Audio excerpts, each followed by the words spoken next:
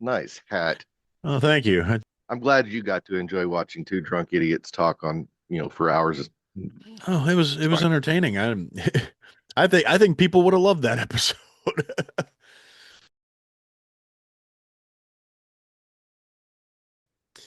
Well, Not that I'm we can not still all, drinking bourbon, but yeah, I'm having hot cocoa tonight, honey. yeah, yeah. I'm not drinking bourbon either. Yeah.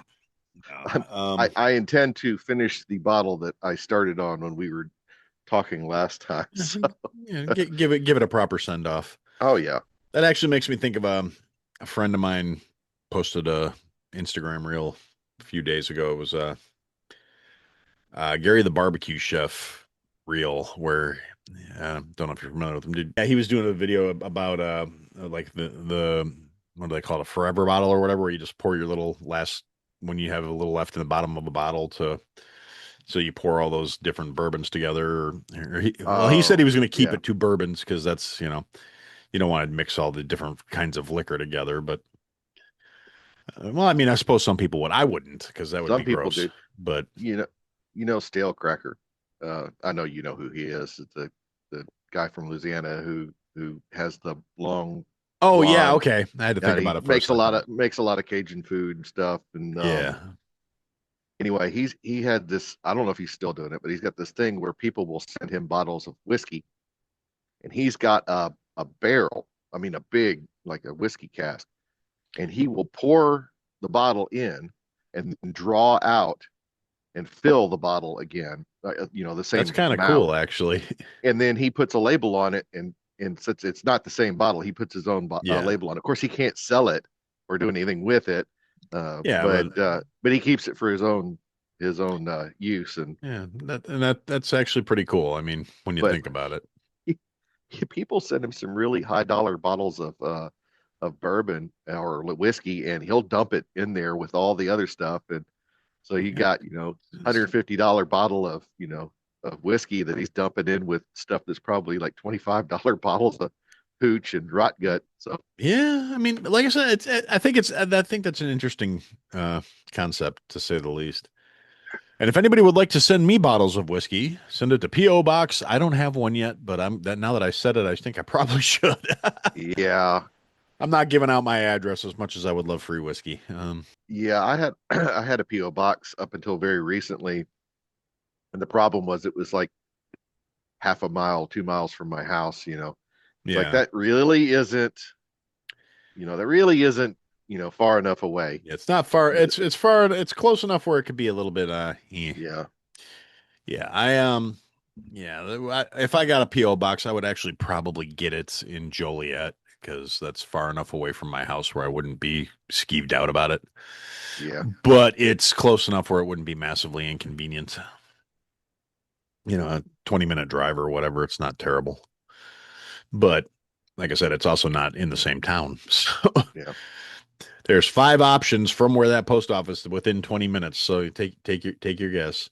Yeah, I'm in the middle of nowhere, so I'd have to drive at least an hour to get to any large populated area to do something like that Oh, would that'd be be nice. abstracted enough that people couldn't just figure it out. So, Yeah. Like I said, I'd be okay with that. This area used to be more remote, but urban sprawl is a thing, and unfortunately, yeah, we got a whole lot of people from Chicago that were like, "Hey, we're going to move out to the county." Like, no, keep going, go farther out, go away. You're not in the county here. This is like when I moved out here, I could sit on the back porch, have a smoke, and listen to the grasshoppers and look at the stars. Now you can't really see the stars anymore because there's too many friggin' people with their yard lights on, and I can still listen to grasshoppers and smoke. And yeah, the and actually we still got the same block that's been there since I lived here. You go a block over from us, and it's a giant field. So at least it's got remote feelings to it.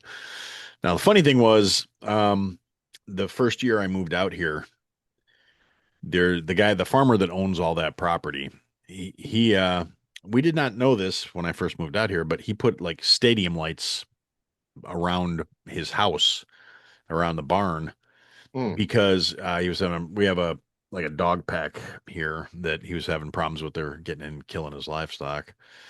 So in the fall, it's usually when they get aggressive, when the food starts scarcing up. So Yeah. first or the second fall I was living out here, I'm sitting out back having a cigarette because I used to still smoke back then, like cigarettes. So I was out back having a cigarette. It's like 10 o'clock at night. All of a sudden the horizon lights up and I'm like, what the hell is that? And this was shortly after the assault weapons ban expired. And so all of a sudden we hear pop, Uh, pop, pop, pop, pop, pop, pop, pop, pop, pop. I'm like, that's small caliber automatic weapon fire. What yeah. the hell is going on here? And yeah, it turns out he just got tired of wild dogs killing his livestock. So he decided to do something about it. And his solution was put up two big old light poles full of stadium lights. So I mean, it's what's six lights per pole, so a dozen floodlights that flooded his yard and lit the horizon up like Christmas. And I'm guessing it was probably an AR, based on the sound, an AR Might with an be. FRT or a bump stock, one of the two. But Yeah. yeah, that was also 20 years ago. So it, now, unfortunately, in Illinois, you can't have those again. So dag Yeah. nabbit. Well, that could very well change. Yeah, I'm hoping It's in the works. we're. So I've read that Yep. they Oh, may I'm. be overturning that. Yeah, that would be lovely. I would be very happy. The guys in my local gun shop would be very happy. Yeah, I bet so. Oh well, yeah, they're it's it's like three guys. They're all vets. They're good dudes. One guy's really talented smith. Um, he's fixed a couple things for me over the years, and yeah, I would love to see them be able to get back to selling everything they used to sell there. Because I mean, I've bought a lot of guns from them, and Yeah. and the thing is, I mostly stick to the used section when I shop there. I mean, it is what it is, but they are so good about cleaning and vetting and everything that walks in the door. There's no loose parts, there's no springs that need to be replaced, nothing. And you could get, a decent piece for half of what it costs brand new. And sometimes we get really cool things where like people are selling off their collections, or dad died and the kids don't want the guns or whatever. And I got uh, I got a couple of 9 millimeters there, and so they'll do sales sometimes too, which is my favorite because they do like Memorial Day. They do buy one get one half price. Hmm. So, Memorial Day happens to fall right around my anniversary every year too. So, it's like, hey, look, they're having a buy one get one sale. I should go buy us a couple of guns for our anniversary, and so I do. Us. Yeah.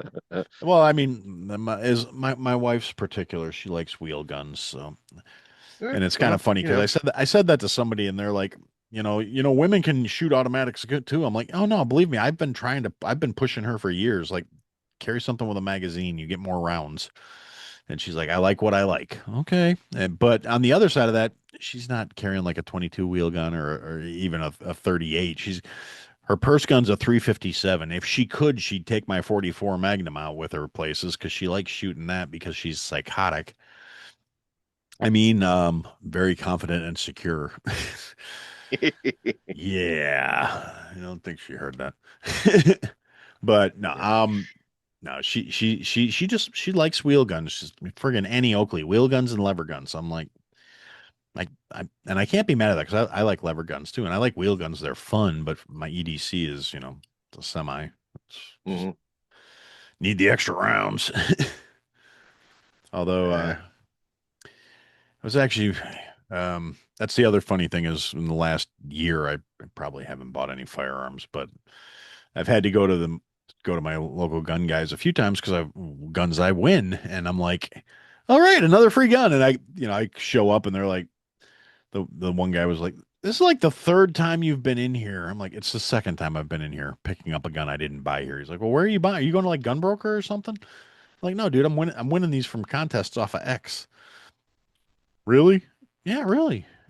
You just need the podcast to take off, and then you don't have to worry about it. Yeah, that would be phenomenal. The podcast took off, or I've been coerced since last week into committing to start doing more video content too. So I'm gonna start doing cooking videos and There you go. yeah, You've been commanded. I have been commanded and I'm gonna do it because why not? You know, I mean, I actually had somebody float an idea which I thought was hilarious because it's a good idea and I like it. Of I should, and there's no shortage of people that are already like taking cooking videos off of other people's streams and then duetting them and critiquing them or whatever. But one of my listeners said what you should do is start the video, critique the video, and then show people how to make the dish right. And I was like, Huh. okay, there's an interesting spin on this, but you got to do it an Aaron way where you're calling them all kinds of smooth brain retards and stuff. I'm like, yeah, that's probably going to fall under the critique part of the video. And then, and somebody proceeded to send me a video of, and I've seen other videos from this lady. It's got to be rage bait. It's got to be a troll. It's got to be. There's no way this woman is serious that this is what the stuff she's preparing for her husband after he's been at work for 10 hours in the oil rigs and shit. Because it's like, you know, pan fried stuff that shouldn't be pan fried and like making macaroni without putting water, without cooking the macaroni and cheese first, and just it's Ooh, all crunchy macaroni. disgusting. Yeah, and I'm like, what would you do if you came home from 12 hours of work and this was dinner? Making dinner for my man after he's been in the oil fields all day, and it's like, I pray to God you're not actually feeding him that shit. You're going to kill him. Everything's fried. Or vice versa. Yeah, or well, yeah. But it's like, the one they sent me is a literally an entire canned ham. Takes the canned ham out of the can with a spatula, drops it into like 3 inches of oil, fries it on one side, flips it over, drowns it in ketchup, puts American cheese on top of it, puts a couple eggs in the oil while the ham is frying in it. I'm like, and like the stove is filthy and there's just shit everywhere. And I'm just like, this has to be one of those like there's no such thing as bad attention. I'm gonna get some attention situations because it's who just who makes deep horrendous. fried eggs? I mean, I mean, I've done it. I'm not gonna lie. I've done it when I was trying to get a bunch of fried eggs out in a pinch, and I actually literally did it in a deep fryer. huh, I was cracking eggs into a deep fryer because I needed like 40 fried eggs right away, and the griddle was full of pancakes. So, hmm. when you need to improvise, sometimes you got to get creative. But for normal people to do that shit, no, it doesn't make any sense. So, Well, I tried it once in my younger years, and all I ended up with was a giant ball of egg yeah, full of I mean full of that's grease. actually it's going to be a big greasy ball because the whites Yep. cook and expand and then they surround the yolk. But the way you do it if you want to get it done quick is you just flash them in there and then pull them out just to cook the outsides and then you put them in a pan and you throw them in a warmer so they finish cooking in the warmer. Oh, So yeah, you can't cook them all the way through in the fryer or else they just turn into a big puff and that yep. doesn't work. But Egg puffs. That sounds appetizing. yeah. Although I actually have a great recipe for like an egg puff thing that's actually not bad at all because it's eggs and cheese and you just blend it together and you put them in muffin tins and you bake them. And those are actually pretty damn tasty because when I was trying to do keto for a while, that was a snack for me was I'd make, a dozen of them at a time and then just pop them in the fridge. And then when I get hungry, I'd pull one out and nosh on it. Yeah. And they don't taste bad. And it's a little bit of pan spray in the muffin tins, and then I got silicone muffin tins, so I didn't even have to spray them. Bacon and sausage and cheese, and it's a little breakfast in a bite, Hmm. but not horrible. But anywho's it. Yep. So seeing as So one of the things that we talked about, what I will now lovingly refer to as the lost episode. it's accurate title. So we talked about the book behind you last time, The That one Class there, Factor. yeah. Yeah, yeah, Braxton McCoy. That's I finished it since we spoke last. I have not. Yeah, I need to, but yeah. yeah. So, Well, I spoiler know I alert, know he the ending. He lives. lives, yeah. Yeah, he lives. But But Yeah, I I ended up making a post on X, which he didn't actually respond to, but that wasn't what it was for. And I think we covered this last time. And the one thing I wanted to say about it is I was really surprised at how cerebral that book is in comparison to what you think it's going to be. I know people get some preconceived notions, and there's a lot of folks that are have experiences, and they write a book about them, and you expect it to be something completely different, Yeah. Kind of or self-aggrandizing and yeah, kind of yeah, dumb. and it's the the language he uses is eloquent, far Oh, for more sure. than you think it's going to be.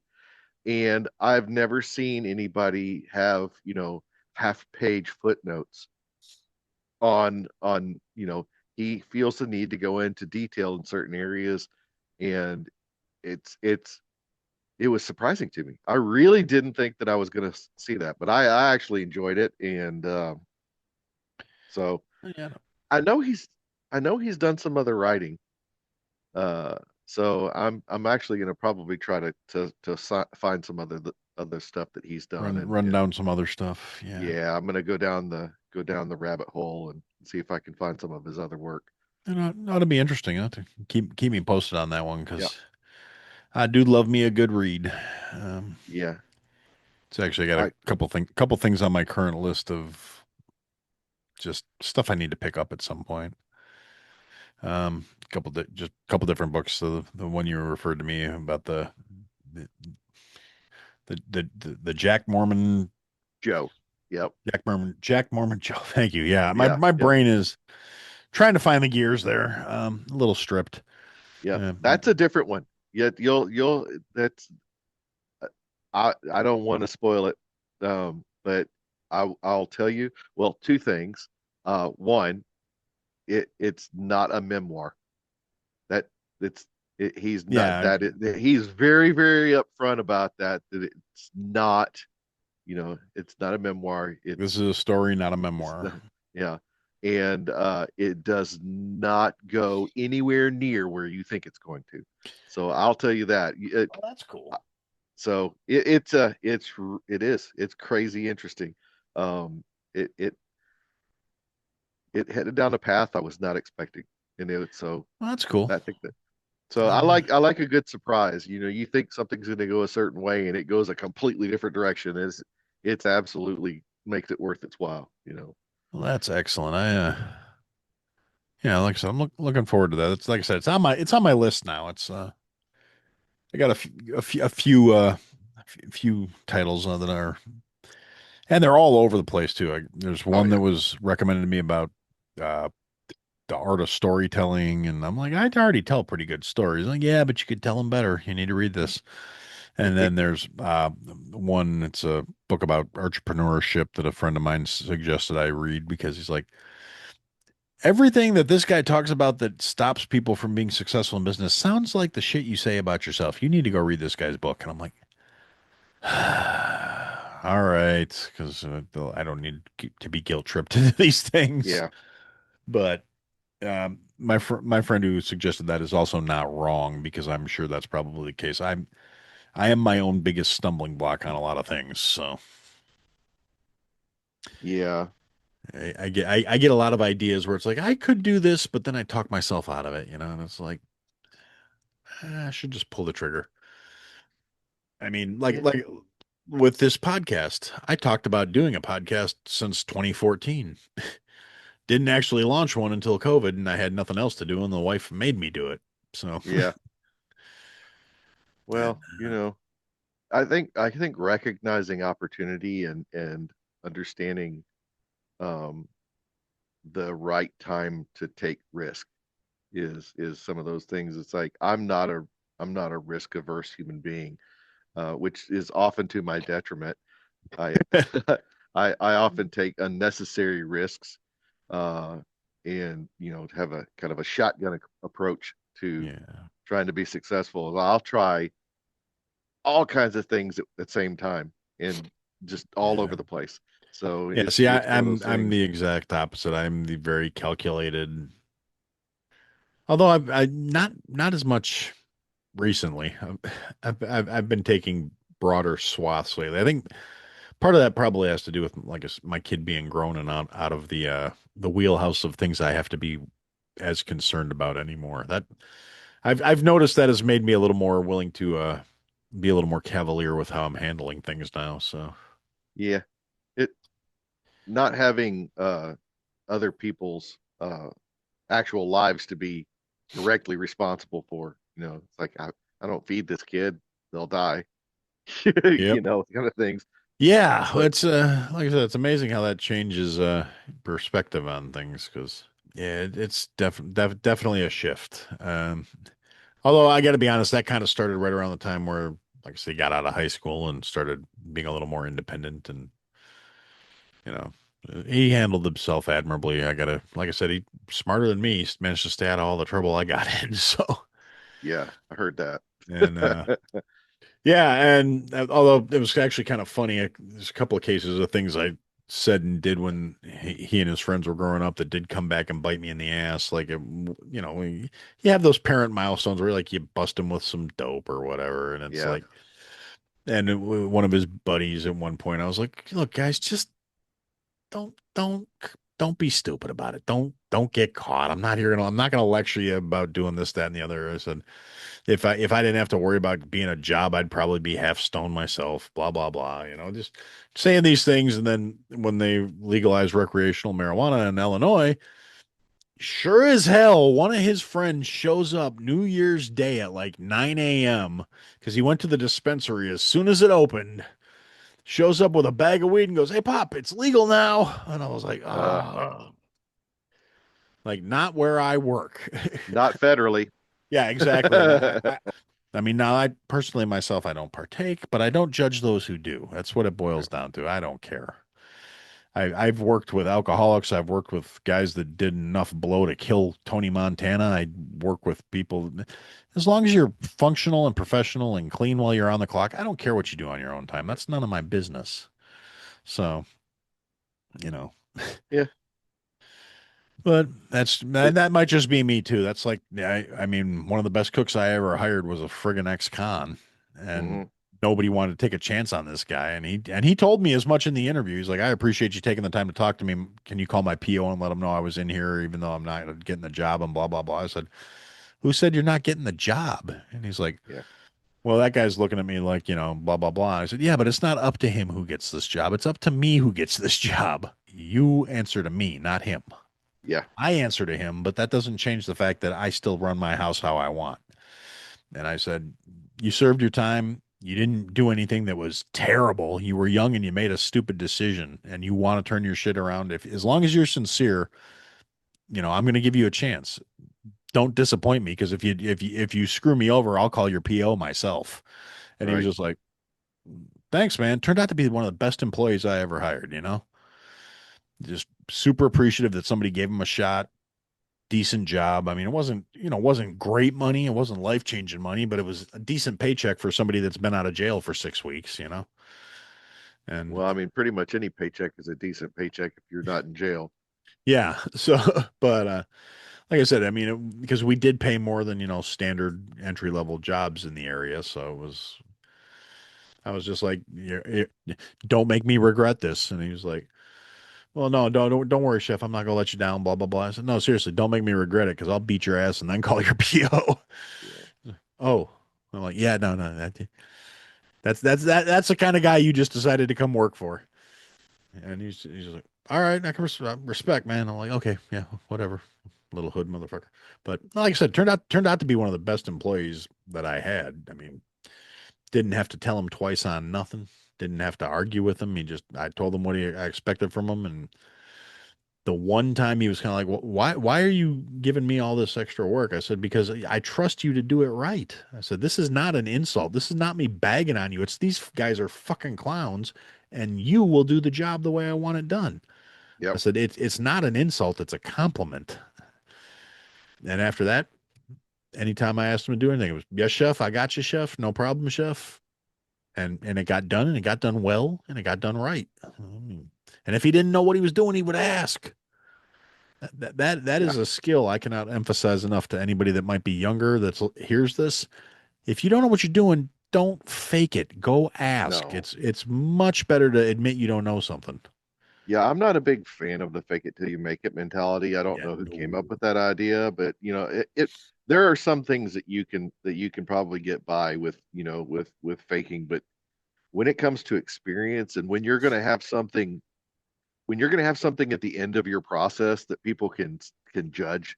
Yeah, if there's a tangible thing that is Yeah, the that result of your work. you're there are some things that you can get away with that cooking or something it's probably not going to work out for you, Not unless unless you're just really really naturally talented. You're probably not going to fake that. I mean, probably not. Or if you're in a situation where people they don't care, they just want bodies because right. that happens in the service industry a lot, unfortunately. Well, yeah, I mean, people, somebody's got to wash the dishes and stuff. Oh I yeah, mean, you don't. somebody's got to wash the dishes. Somebody's got to, you don't need a whole lot of talent to be like on a plate line. Right, yeah. It's So, here's the size scoop you use. You put yeah, it here on the plate. You do this right, over and over again until all the plates are done. right. Hey, So, I mean, but anything that requires any actual talent or knowledge, you're probably not going to be able to fake it for very long. yeah. Well, I don't know. I've been faking it for 25 years, so one of these days I might figure it out. But Yeah. actually, I like to think I'm actually pretty good at what I do, so could be wrong. Well, Depends yeah. on who you ask. At one point, shortly after I moved in with the wife, when we started shacking up before we got hitched, um, one night, and I was working weird shifts, so I got home at like 1:30, and I literally just gone to bed. It was like Friday night, about well, technically Saturday morning, but like around bar time, around last call, and I just gone to bed, and I was decompressing, just starting to fall asleep. My phone starts ringing, and I'm like, nobody calls me at 2:30 in the morning unless it's an emergency. And I pick it up and I don't recognize the number, so I'm like, I don't think that's jail. I don't think that's my brother. Hello, and it's some guy looking for some chick. Mm. I'm like, dude, she's not here. You got the wrong number. Click, hang up on him. About 30 seconds later, he calls me back again. Dude, I know she's there. I know this is her phone number. I'm like, okay, some girl at the bar gave you a fake phone number, bro. It's not some girl at the bar. This is my girl's phone. Why do you have her phone? And refused to acknowledge that it wasn't his girl's phone that he was calling. And so finally, I'm like, look, dude, you got the wrong fucking number. You're drunk. Look at the phone. Try again. And I hung up on him. And he called me back a third time. I'm like, you know what? Yeah, she is here, but her mouth's full, so she can't talk right now. Fuck off. And I hung up on him. I don't know if I caused somebody to get shot or Mm. some poor girl got smacked around because her drunk boyfriend thought she was with some guy, but he didn't call back. Mercy. I had a Yeah. very similar situation happen to me one time. I've got a really, really old Gmail address. It's really short. And people, it's just my initials and my last name. And people will accidentally, like people with the same last name, will accidentally use that email account. It's almost always some old person will give their email and they'll mess up the email address and say it wrong or whatever. And I started getting emails from this guy, this random guy, who thought he was emailing his grandmother. And he would email, and I just ignored it. I was like, it's an accident. I'm not gonna deal with this guy. Well, he started getting a little frantic. So I was like, I don't understand why this guy wasn't calling his grandmother, Yeah. Pick from up a sir. phone, Because check on he's like, grandma. but some people, some people just don't want to actually have a conversation with somebody. I don't know why, but he's like, you're not answering. I want to, are you okay and everything? And I finally was like, look, you've got the wrong email account. It's like I'm not your grandma. And he's like, well, if you're not my grandma, how do you have her email address? how are you how are you answering her email? I was like, you've got the wrong email account, man. Yep. That's how I've got it because it's not hers, it's mine. And he's like, no, it's how did you get access to her computer? So I finally got it. I took a picture of myself and sent it back to him. I was like, do I look like your grandmother? And so, And he was and like, that's when "Oh, a he little finally bit." left me alone. That's when he finally left me alone. It was like, Yeah. stop it. I Just just had just stop. somebody had ordered their elderly mother one of those digital picture frames Yep. and loaded up a bunch of pictures, and they used my email address to register the thing Oh, geez. on accident. And so I get the registration email and everything, and they're going through the whole process, and there was no verification of the address, obviously, because Yeah. So, it just you just put it in, and then that's your login. And I was like, man, I could be really, really mean if I yeah, you wanted to. really It's like could. I could upload all kinds of stuff to this thing, but I'm not going to do that. I'm not going to be that guy. I had to resist the urge. In my younger days, Yeah, their little picture I was frame gonna would say have been you displaying might all you might be kinds a of neat better man things. than me because I've Yeah, been like, oh I don't. my, look at that fella. Yeah, I don't. That's just that me in my older days here, getting old, a little older in years, and I was like, you know what? A little I tamer would. now. I don't think I'd want somebody doing that to my mom. It's like, it's. I don't know. It's. But I every now and then I'll get an email, random email from that service that runs Yeah. it, and I have to resist again because Like, well, you haven't uploaded a picture in a while. You should upload something, and I have to resist the urge to send yeah, I something. should. uh, You're uploading some dead woman's picture frame. Oh man, yeah. It's Yeah. another thing we covered in our lost episode. We so people will probably wonder Yeah, how this came I was about. actually just about to say that as so even though you and I've already had this conversation, Yes, for yes, everyone who's never going to hear the lost episode, correct. let's hash out how we wound up getting linked up here. So All we're right. So let me spin the yarn. So I can start off with the beginning, the very beginning. Um, so let's go back to about January of this year. I mentioned earlier, kind of I've been in working in the firearms industry a little bit here and there for quite some time since I want to say I don't know early teen 2005 2006 somewhere around in there. Uh, my memory doesn't serve me, but I got a federal firearms license like we were speaking about for you earlier, and was running a home based business and doing transfers and whatnot, which is how I got my experience with the USPS and losing guns in the mail because federal firearms licensees can mail pistols. That's the yeah. only people who are allowed by federal law to mail handguns. There's a little form you fill out and everything.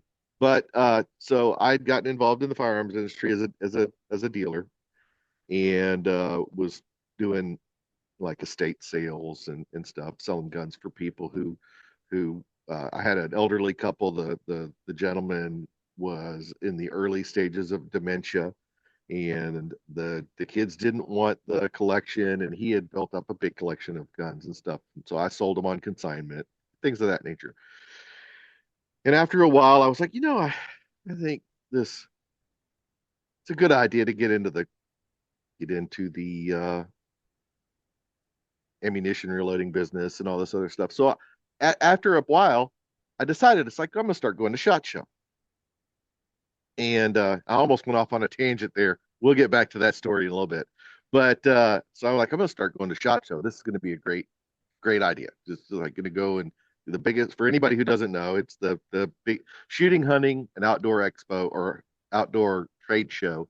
It's the biggest gun show in the country or in the world, probably, tens of thousands of people, probably close to 100,000 people a year go to this thing. Everybody, and you have to be an industry person. You have to have credentials to get in, and they all converge every January on Las Vegas.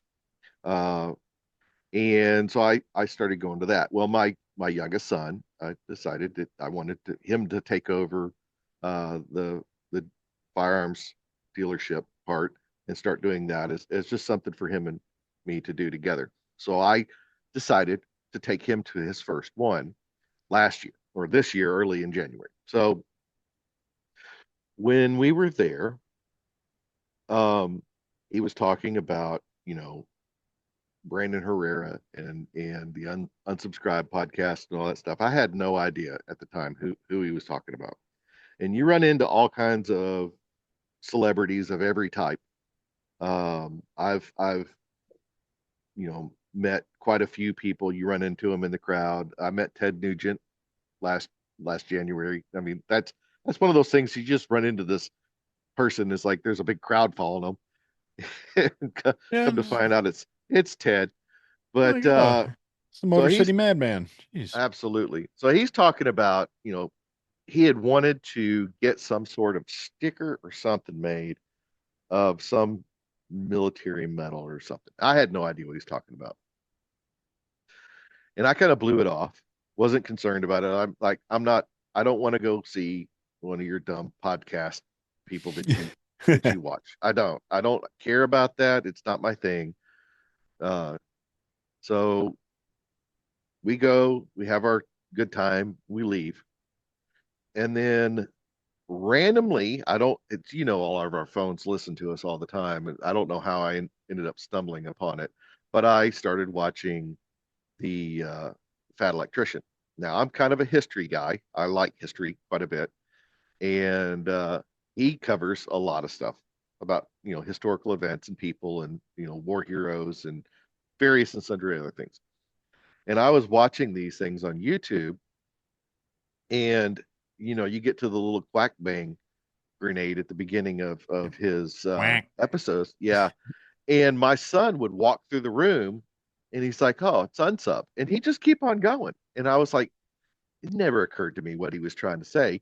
And I was like, what the he came through one time. I was like, I don't know. What are you talking about, unsub? This guy, this is clearly not the podcast you're talking about. And he's like, no, that guy's on another podcast that I watch that I told you about. And I was like, oh, so I like go look it up and I start watching it. So I've already binge watched all of the Fat Electrician stuff. And I start binge watching the post baddie years on Unsubscribe. And the uh, the episode where Eli tries to pin his Purple Heart on Brandon comes along, and it's like I was like, oh, this is hilarious. This stuff right here is comedy gold, especially as like Yeah, angsty he was he as was just Brandon no got about it. no. No, get that stolen valor away from me. So, it goes for a while. I'm watching it and everything. And it's like, I've always been one of those people that if I don't have some sort of creative outlet, I start losing my mind. And I really didn't have anything going on. We'll get to it later, I'm sure, but I'd already built up and sold a business that was giving me that creative outlet. And I didn't really have anything. So,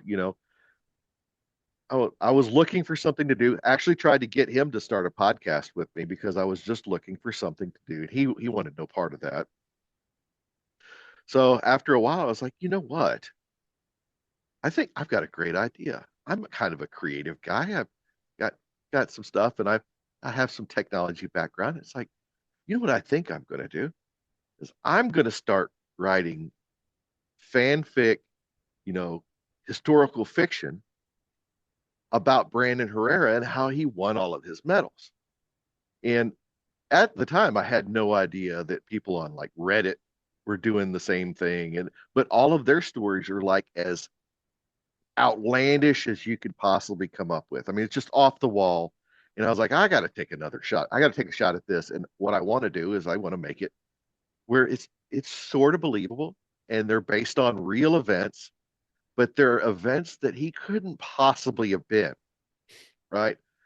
So I started creating these stories and AI art, pictures to represent, give people an idea about what the background of the story is. And my first story was about him fighting in a battle in World War One, and his weapon is a spoon. And came up with it. It's really short. Came up with it, and I was like, oh, that's funny. It's like, yeah, I was chuckling when I did it. So I created a website and posted that up there. And then I made another and another.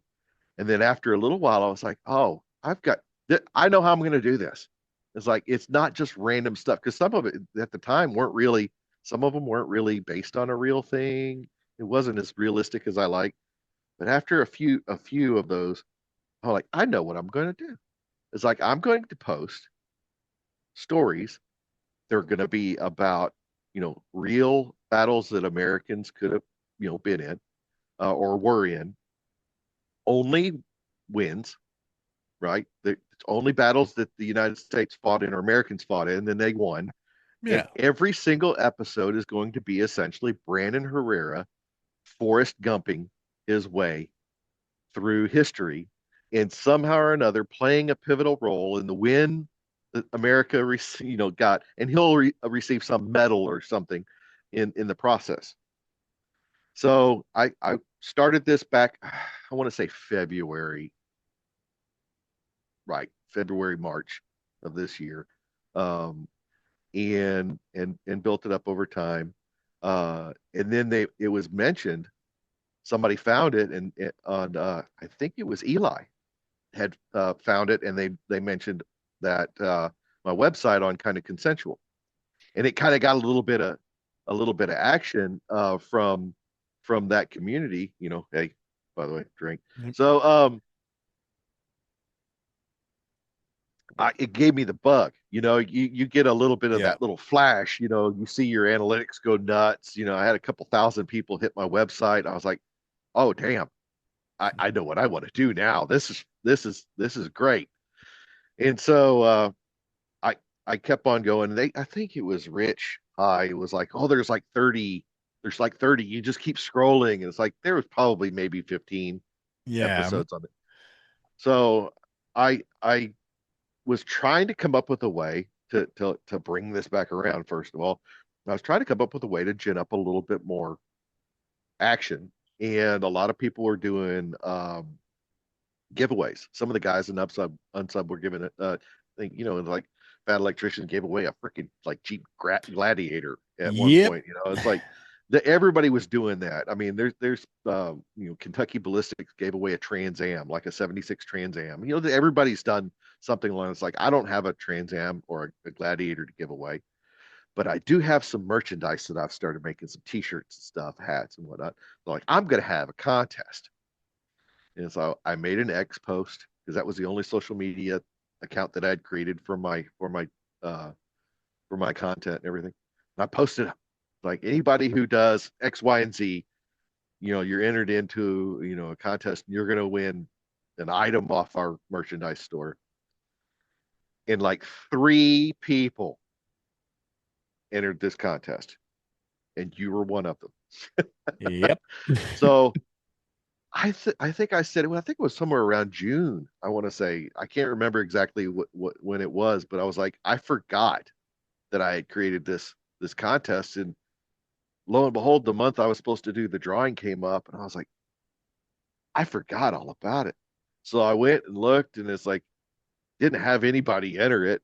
So you do the whole I'm gonna pick whoever won it, and you do the whole random number generator, do all the garbage and stuff, and you got picked. So Yep. I hit you up on X. I was like, hey man, you won the contest that I was running. What do you want? And so you picked the Emotions of Brandon Herrera t-shirt that I had made, which I thought was going to be an absolute smash. Side note on this, nobody orders my merchandise.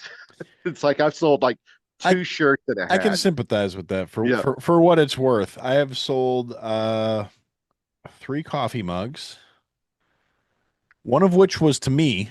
Um, because I kind of did the same thing. I did a giveaway and I was like, okay, well, who wants to enter to win the coffee mug? And it was like they had like 4 people. And I was just yeah, like, all right, guess what? Here's a mug. And it was this girl and she's like, well, how do I get it? And I'm like, you give me your address and then it comes from the manufacturer to your right, house. yeah. And she's So like, well, that's kind of sketchy. And I'm like, what's sketchy about it? I'm not, It's coming from a business. I mean, it's coming from a business. I said, I mean, I suppose I could ask if they do gift cards Yeah, because that was before I actually went with my current manufacturer who does do gift cards. But yeah. Mine does um, not, because I yeah, was well, going to no, go that this route was too. a case of because I just like everybody that started a podcast during COVID, I set up a print on demand shop Absolutely. with T Public and was just like, yep, well, here's the link. I don't know how to give you how to pay for it without you telling me where to send it. Yeah, And I said, and if I pay for it as a customer, I pay more than if I pay for it as the creator. So I'd really prefer to do it this way. right. Well, how do I know you're not gonna show up and stalk me? I'm like, I'm old enough to be your father. I'm married, and I have no fucking interest in driving across the country to harass some random chick. Yeah, I said, if you don't trust me, I'll give it to somebody else. And she's like, oh no, that's fine. So she's like, I trust you. I'm like, okay, good, thank you. So I like, here's your coffee mug. And then there was a guy that bought one who I actually kind of poached him from another show. I mean, I not entirely, but he was a fan of another podcast that I went on as a guest spot, and then I found a sales like I got a notification, hey, you sold a mug, and I'm like, no shit. And so I went and then he told me he was the guy that bought it. He's like, because we were in a Discord server for that podcast, yep, and he was like, oh yeah, Aaron, I got my mug. I'm like, oh cool. And then the third one is actually the one I had. It's a proof that they sent me, yep. and I gave that one away one of my longtime fans who happened to be coming through the area a couple of weeks ago for his job, and we met up and grabbed a bite to eat, and it was just nice to meet somebody in real life. And I was like, "Here, I brung you Yeah, a mug." So that's the three pieces of Aaron's merch that are out in the wild somewhere. yeah. Well, so anyway, when I contacted you, you seemed like a pretty cool guy, and then I saw that you had this podcast. I was like, oh, this is too good of an opportunity. I'm not going to just give him one thing, right? So Yeah, well, I do so appreciate that too. I was like, so hey, you want a hat too? Pick a hat. So the shirt you chose was the emotions of Brandon Herrera. And it's like, so just so you know, the website's forcedvalor.com with a D, Yes, it is, forced valor. Uh, and there will be a link in the show notes. yep. And there's a merchandise link on there for anybody who's interested. But you picked that black hat, and then I sent it off, and you were like, "Oh, I'm gonna go to one of the live shows, and I'll wear it." So little, so that shows how we ended up being acquainted. Then not too long after that, I was still trying to. Well, let me before I go into that. So every year, um, the unsubscribed podcast, they raise money for certain charities. They do, during Veterans Day, the month of Veterans Day, they do the whole month. They sell merchandise and stuff and raise money for veterans causes. And then they also during the they do autism awareness because Eli's son is autistic, and I've got a grandniece that's got autism who's on the spectrum, and until not that long ago was pretty much nonverbal. We thought that she was deaf, as a matter of fact, when she was little, because she Mm. just didn't talk. She didn't do anything with like reaction stuff, but she was the sweetest little kid. So I have, a lot of people have that in their families, or they know somebody, or they have somebody they're related to. And I was like, you know what, this is a great cause. I want to do something. So I did buy some shirts and stuff from the site. But one of the things that they were putting up for auction was a set of ugly ass communism shoes that that they made for Nick, because anybody who knows the fat electrician hates communism with a burning passion. And so they decided, hey, we're going to auction off this one of one set of shoes, and the proceeds will be given to the charities for autism awareness. And I'm like, well, this is a way to raise some awareness, and it's a good cause. So, well, whatever. I have some disposable income, and I'll bid on it. Now, it became a pretty exorbitant fee relatively quickly. And I'm a guy who's been around for the good old days of eBay, back back when you'd set up bid snipers and everything. And I figured out pretty quickly that every time I bid on it, somebody was gonna try was is gonna outbid me. And I wasn't 100% convinced that the unsub guys, the friends of those guys, weren't actually doing it themselves because they just thought it would be fun to buy the Just to shoes see or how high it could see go. how high And they could get it. So I just laid off and waited because I was like, yeah, I'm gonna wait. We'll see. And so I waited till the end and put in a a ridiculous bid on it, and lo and behold, I won the I won the award. I won the shoes. So, and I can actually, so anybody who hasn't seen these things, they're god awful. I'll pull one of it. I keep them in an acrylic box display on my desk yep. in my shop. So this is one of the shoes.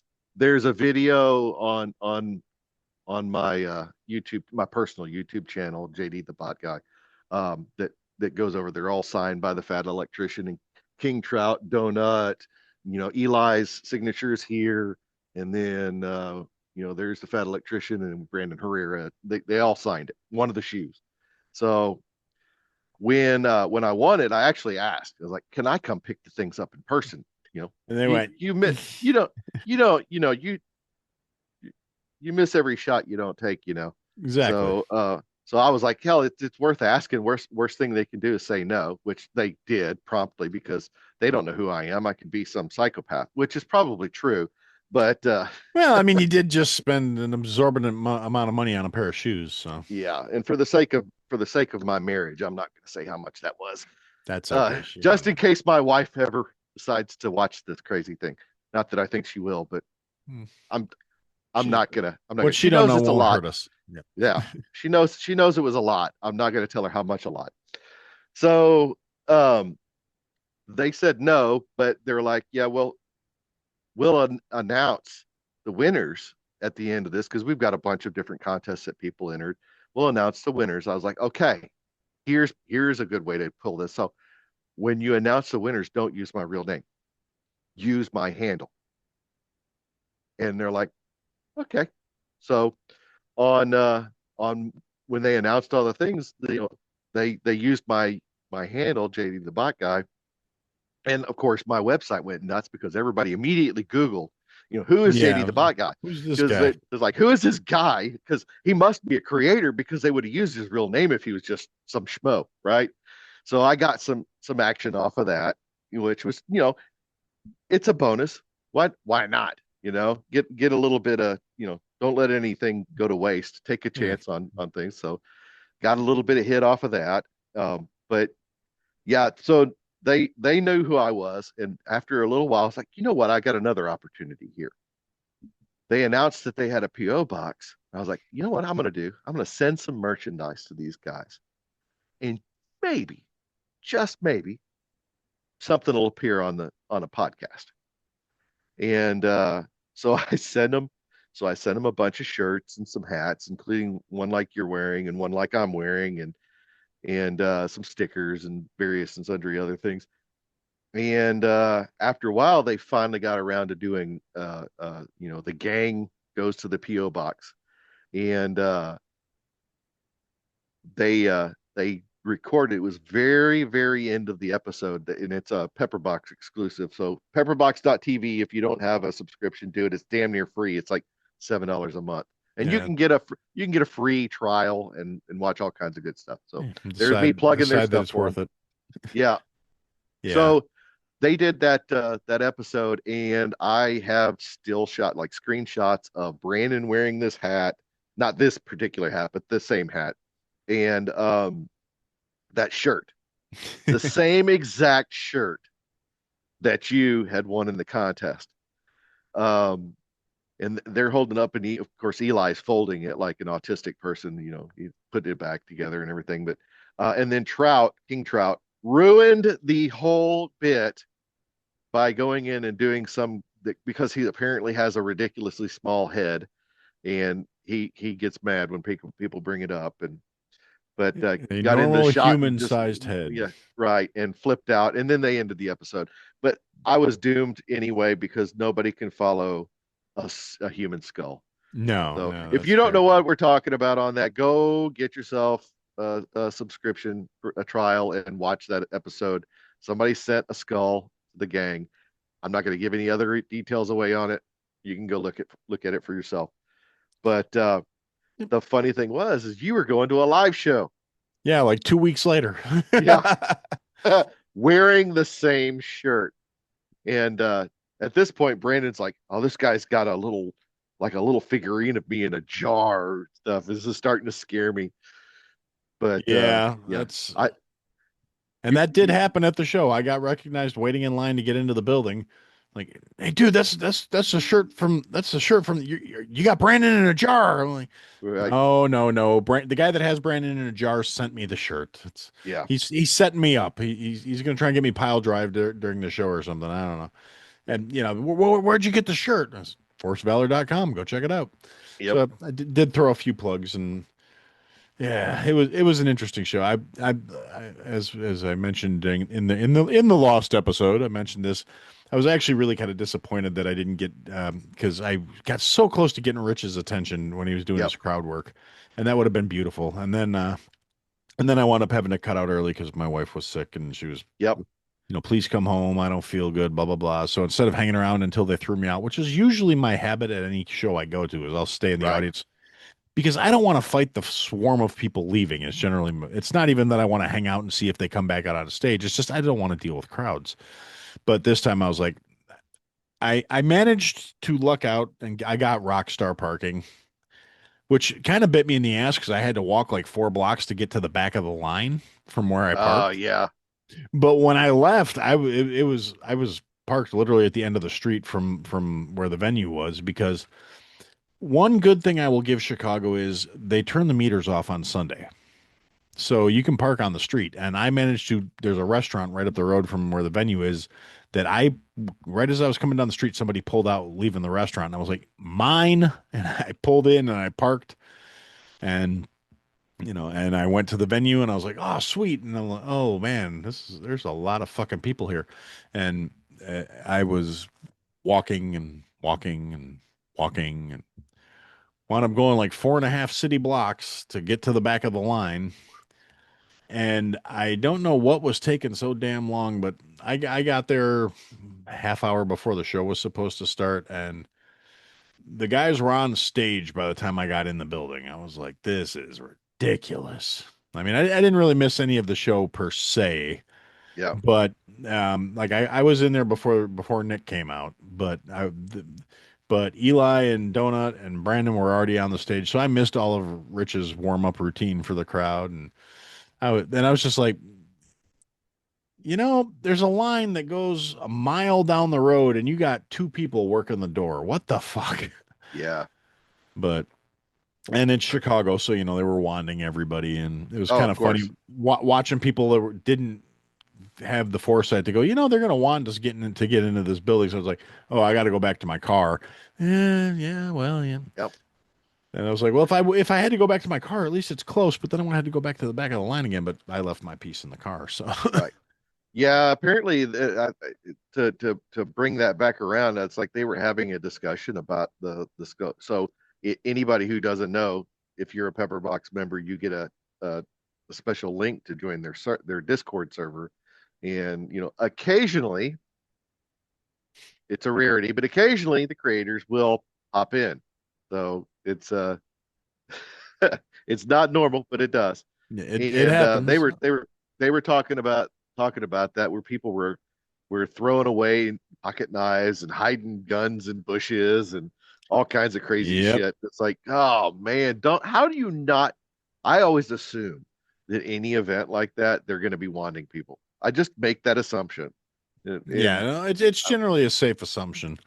but And it's like, ah, yeah, I mean, color me crazy, but even with that audience, I mean, you know, it, I mean, I get like, the Texas shows and probably the Iowa shows. Well, no, Iowa, they were probably, I think they said at some point, I think somebody said something about them getting wanted, and that's why it took so long to. Yeah, it was when the Well, show yeah. was on Say Hi to Eli. She was talking about that. I mean, they've talked about how dumb it would be for somebody to pull a gun and try to do a mass shooting at one of those Yeah, no, events. that's the wrong place to.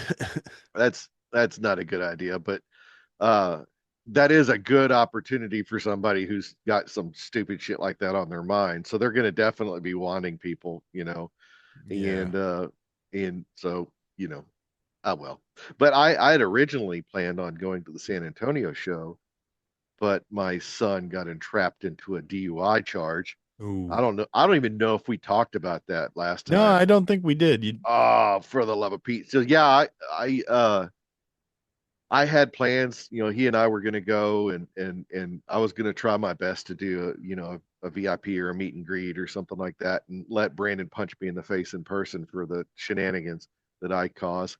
I don't think he'd actually do that, but it's always Nah. a cute joke. Uh, and Unless you show up with a Brandon in a jar.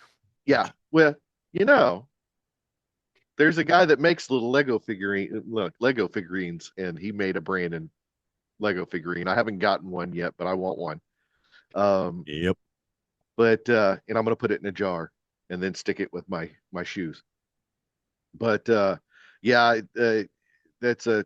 I won't give all the gory details, but my son, it's not gory details. It's not like he killed a family of, you know, children or something. But uh, he had volunteered to take a drunk girl home, and everybody's been in that situation. You got the drunk girl who, slobbering and can't hardly, figure out who she is.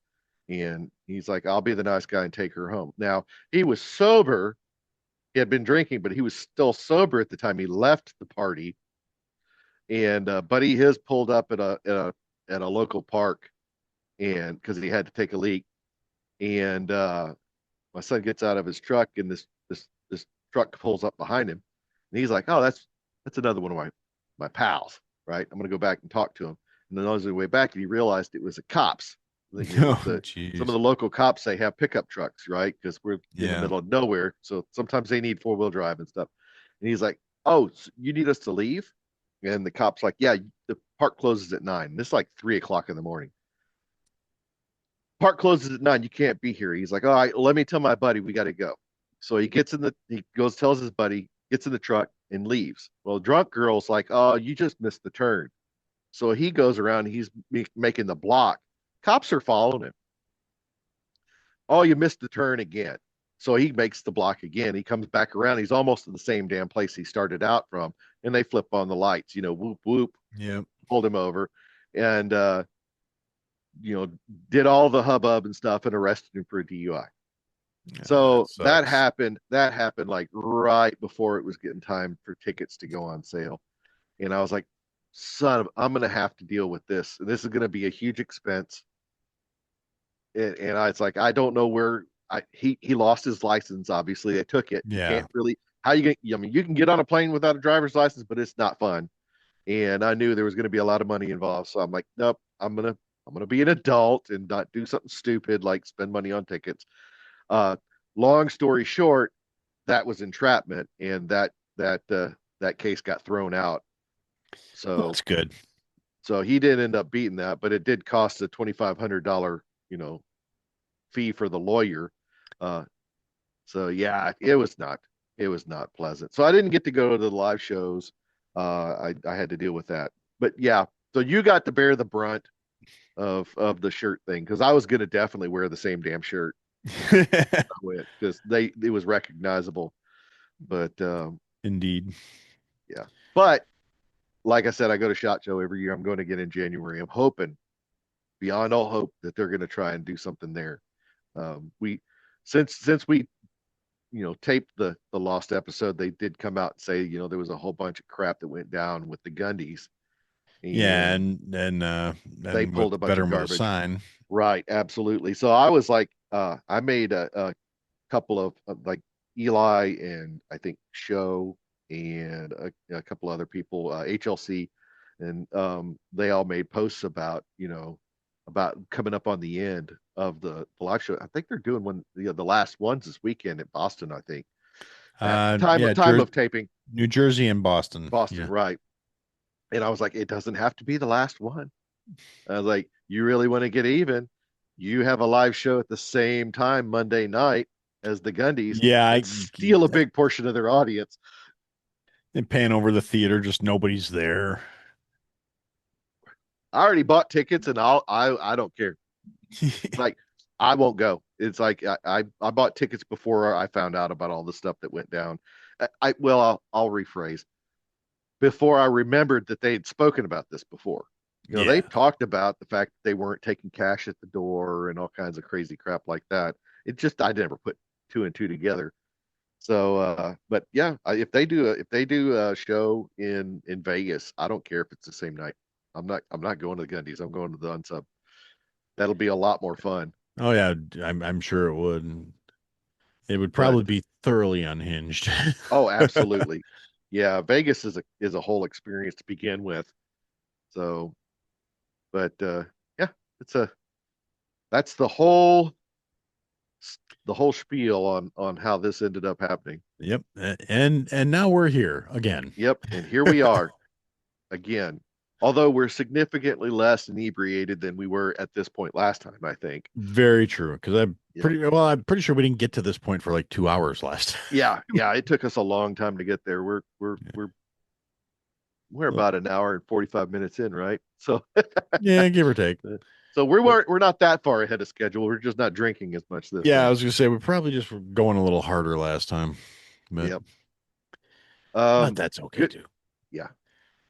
So Had to get another hot cocoa, yeah, me which too. I had to grab a whole another bottle and get some ice.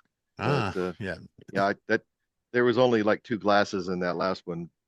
yeah, Yeah, that is one bad thing. I don't know if you remember, but this bottle that I just finished was like right here when we started yeah. last time, and it was like right here when I started this time. Yeah, drank a lot of bourbon on Yeah, the so I last think we one. put a pretty healthy dent in our respective. Oh yeah, I don't. You listened to it last time, and I don't know that I made any sense at all by the Oh time no, it was over. we were surprisingly we held it together pretty good, in my Yeah, opinion.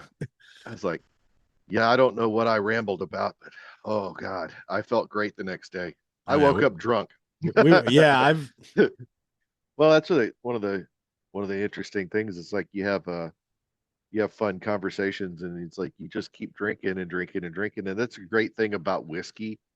Is the I think we talked about this before, and anybody who spends time consuming alcohol, beer beer is one of those things. It's like you're going to go to the restroom constantly. After yeah. you do it the first time, you break the seal, and then you're in the bathroom the whole time. Um, the good thing about whiskey is there's a lot less volume for the amount of alcohol you're getting. Oh yeah, and So you don't really realize it because you're not standing up. And everybody's had one of those experiences. The minute you stand up to and you go, go, oh, oh shit, I'm drunk. so yep, so it's like you don't get those opportunities as much because you're drinking something that doesn't have anywhere near the volume that beer does. yeah, and indeed, And so it's really easy to consume a lot more than your body can process in the time that you sleep. yeah, especially if you're having a good time while you're doing Oh it, yeah. and you're not Yeah. thinking about it. Now it was actually kind of funny after we finished up. I did go out. I took the dog out and wound up standing out there and smoking my cigar that I had been chewing on because like I don't get to smoke in the house because I'm Yeah. not allowed to, and Yeah. that's okay. And I'm a horrible influence. Yeah, no, it's actually just watching you smoke a cigar for 4 hours. I was, but and it was funny because I did go out there and I smoked my cigar until the dog got mad at me and was like, "Dude, I want to go to bed. You suck." Hmm. And so the dog and I were out there, and I put her back in the house and I finished my cigar, and then apparently I don't remember doing it, but I stuck the butt in a snowbank and then promptly forgot I did it because I didn't want to just like throw it in the garbage or anything because you don't want to start the garbage can on fire. Right. And my ashtray was buried under a bunch of snow, like down on the other end of the patio. So I was just, "Oh, here, that goes there. That'll put it out." And and I promptly forgot about it and went back in the house and went to bed. And I got up to take the dog out the next morning, and since we had to take our fence down, I can't just let her out the back door. So I got to put her on a leash and walk her around the yard. And she goes over and she's digging in this snowbank. I'm like, "What are you getting into? Damn it." She pops her head up. She's sitting there, got the butt of my cigar sticking out of her mouth. Like, I'm like, "No, give me that." Jeez, no. It Oh, was fun. I'm like, yeah, that is not for you. yeah. That's that's probably a great thing to let a give a dog the shits or something.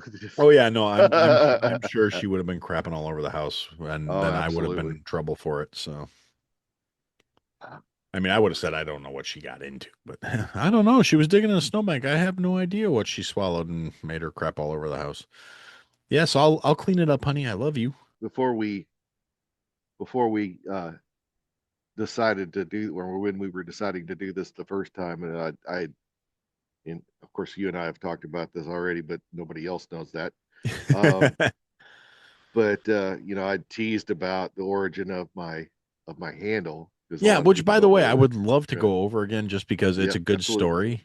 It is, but I was talking about, oh, it's so long, and I came to the realization, I think it was yesterday or today, I can't remember when I was thinking about it. It's like, you know, I told half the story getting to the part about the whole Forced Valor website and all that stuff, why I was going to SHOT Show. I was like, because I was like, oh, that story only took like 35 minutes to tell, and it's a lot longer than that. And then I came to the realization that I told half the story, then did a bunch of other crap, and then came back and told the other half of the story. So Pretty it much, yeah. is longer, yeah. So it when I got to the actual point, it was a lot shorter than I had teased it to be. Um, if I had told it all together, I think it would probably be a little Yeah. longer. I was gonna say it's But just kind of woven through the whole thing, though. yeah, It's so I mentioned previously I've been working in the firearms industry for off and on, and I'm not a player. Believe me, I'm not a big name. It's like so. But back when I said I started an ammo company, because I was trying to figure out something to do to make money. Long story short, that is not a way to make money. Ammo companies are, especially now, it's like the margins are tight, especially when everybody's driving, on a race to the bottom on pricing. And, yep. you know, you can't cover the excise taxes, and that's the taxes you pay to the federal government that pays for all kinds of stuff. They use that money for wildlife conservation, so on and so forth. There's a lot of stuff. So there's like 11% excise tax that you pay to the government for all the ammunition that you make that the manufacturer is responsible for handing over. Um, that a lot of people probably don't know about that. So you've got your cost for your everything to make it. Your For the cost of goods, your components, and then your time and the everything that goes into making it, plus 11% of your sale price, and then anything that you make on top of that is your profit, right? And I had bought a Dillon Precision, so they're top, top of the line, especially at the time. I'd bought a one of their smaller presses, and I had gotten some crappy automation. Is this chain drive thing that just pulls the handle for you, and it's not smart at all. It just cycles the damn press, and I was breaking it constantly. It's just really bad, especially for the size press I had at the time. It's got some plastic pieces on it. It's not meant to be automated, and so I ended up that thing just ended up being a stand, and I was pulling the handle by hand. And I did that for a while and was making a little money. I had a few local people that I was selling ammo to who were stocking it for like plinking and stuff. It was not high end stuff. It was just little internet sales and stuff. It was really nothing. It was enough to just keep me interested. And I spent in this same building countless hours making ammunition and selling it to people and stuff. And so I decided to upgrade, got a bigger press, got a 1050, uh, which is larger, got more stations on it, so you can do more stuff in a single pass. But I still didn't have any automation for it because all there was again a simple chain drive, dumb machine that just goes and it's got a clutch in it. If you jam it, it just sits there and spins until you figure out what the jam is, and you have to cycle it forward or reverse. It runs like a sewing machine. So it's just Yeah. Okay. going. And I was like, I don't want to. You have to modify the press to make that work. Send it in to somebody. They got a machine stuff. I just didn't want anything to do with that. There was really nothing on the market. I was starting to get a really bad repetitive stress injury with my right shoulder. And I'm talking about it got to the point where I couldn't put my arm up to wash my hair. And it was really bad. And the way that things make, you can only pull it with your right arm. You can't really do Yeah, it you with your can't. left hand. It's just not made for that. And I think I mentioned earlier, I work in technology as a day job, and I've got a buddy of mine who I work with all the time who's an engineer.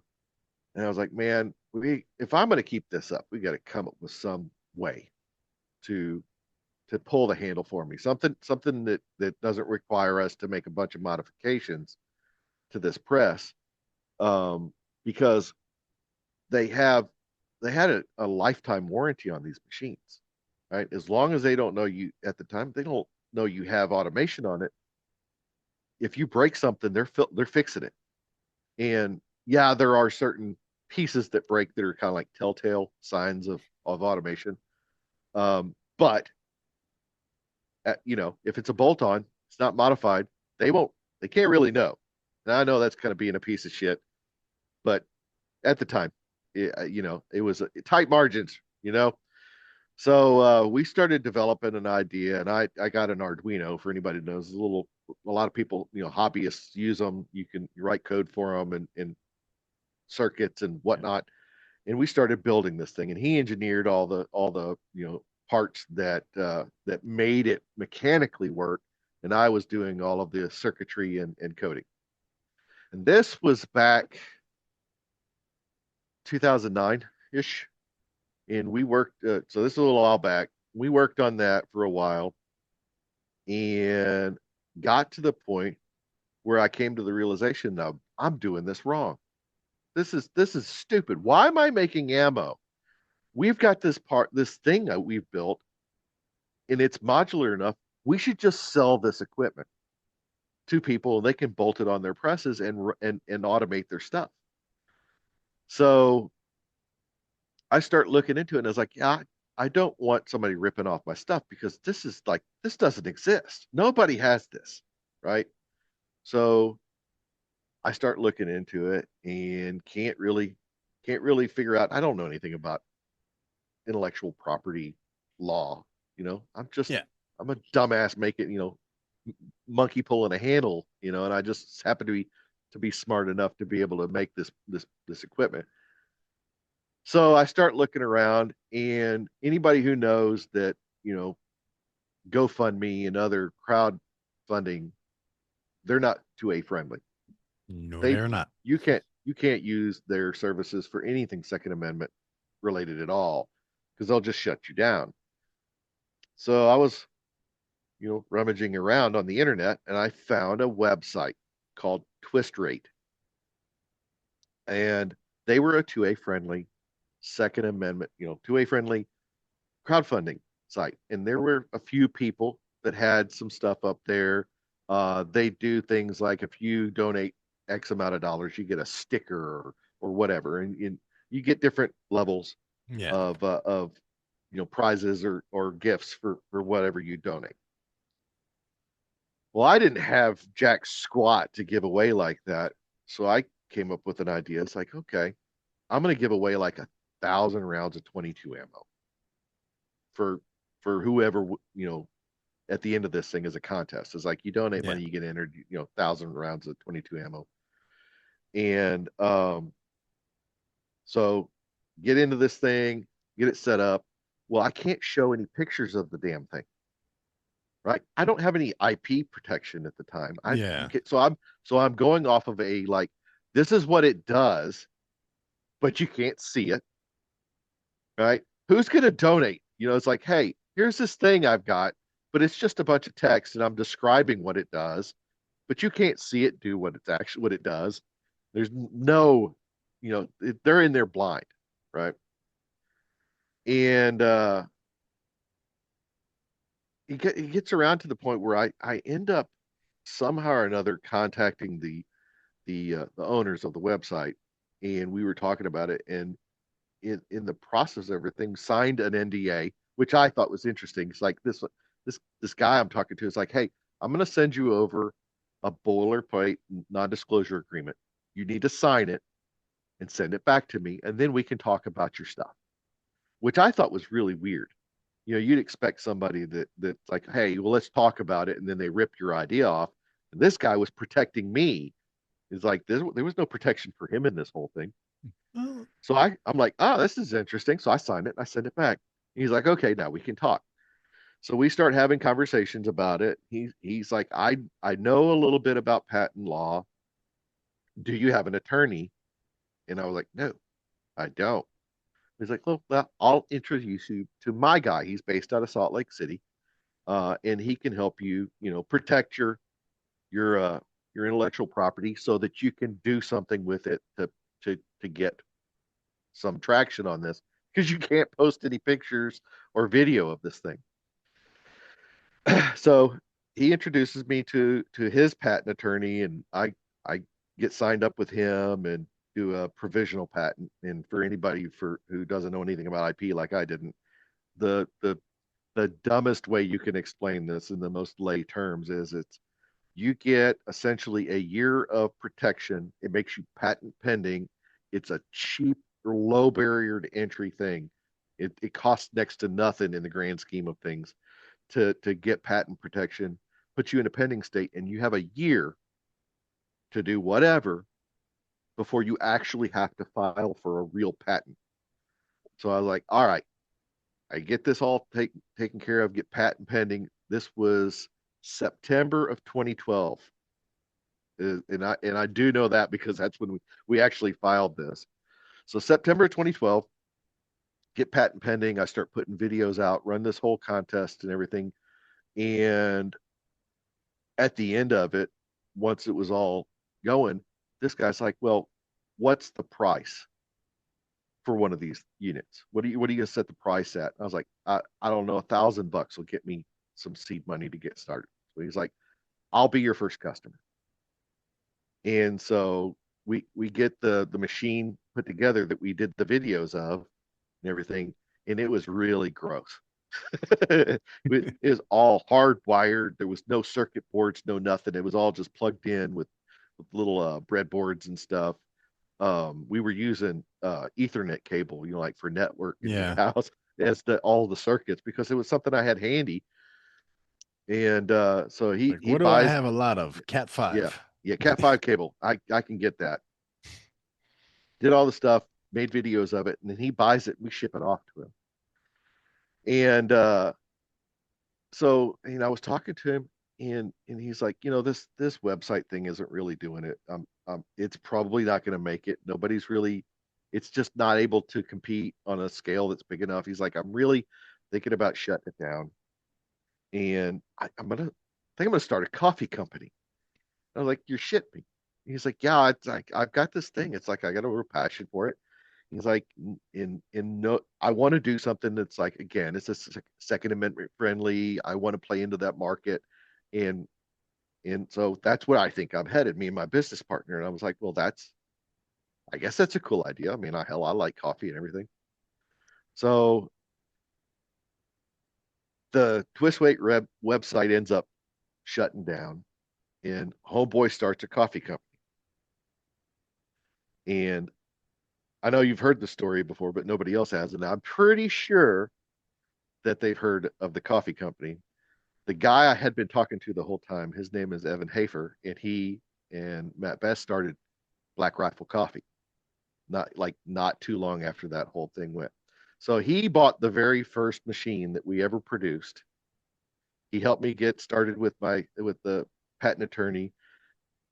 At the end of the whole ordeal, we've got nine. I'm named inventor on 9 patents at this point because of Which is all the pretty improvements cool. we made. And so the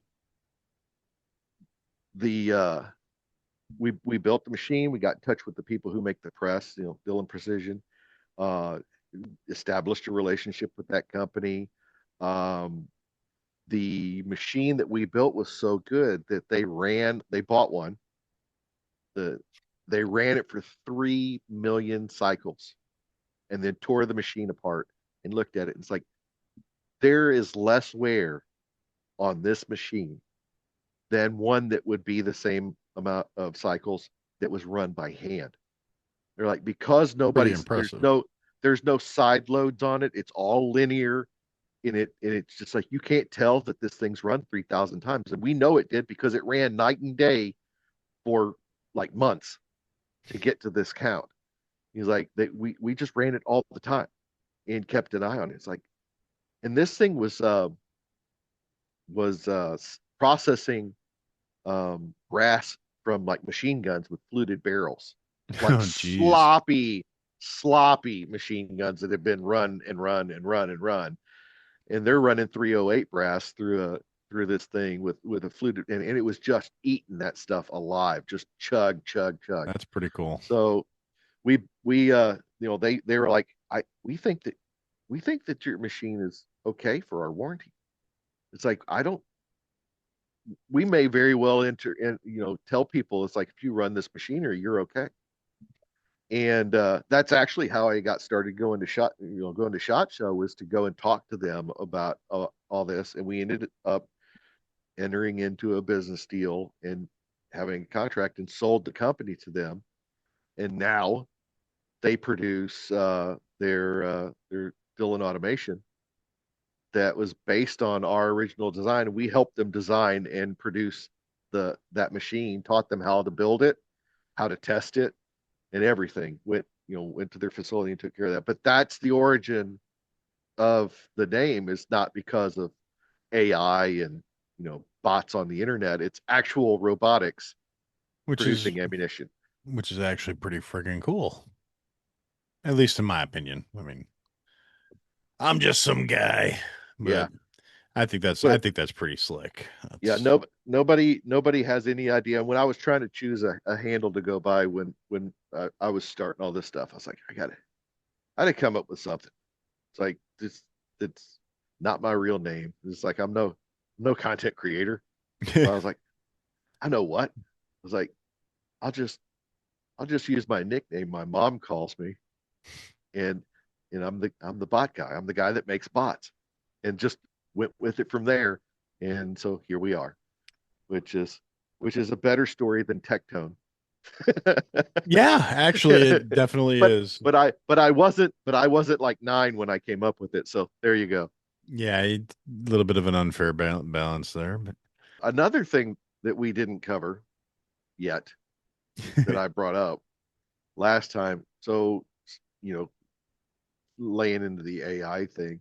So I talked about how I had the website in the stories, and I didn't really think that the written word is a thing.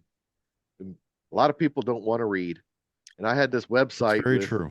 with an AI picture, and it was a still, and then a bunch of words. And I was like, man, there's got to be a way that I can get the people who don't want to read it.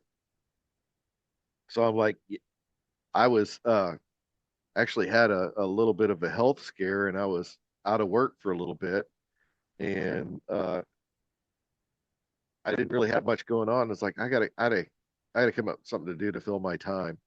So I was like, you know what? I think I'm gonna start a YouTube channel, and I'm gonna take these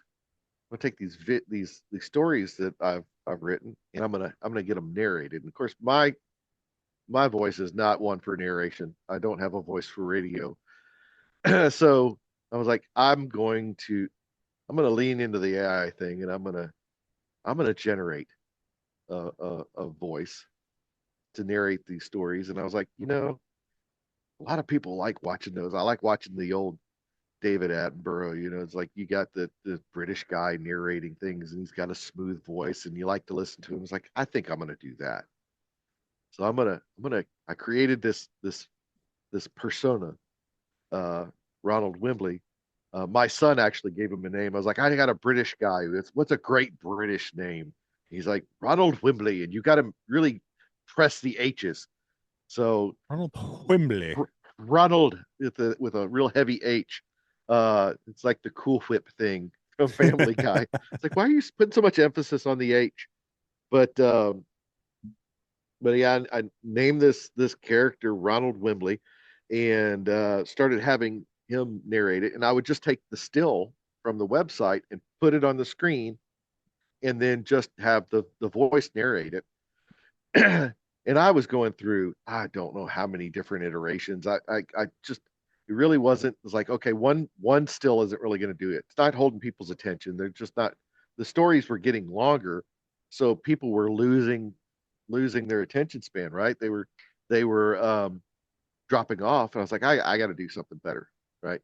And again, I grew up, watching Ken Burns documentaries, and they take a still picture, do Civil War and all this other stuff. Shelby Foote is another one of those guys that I love, watching and listening to. And they take these still photos and they pan across them, and it kind of gives you the feeling that it's animated. They focus on different pieces of the still.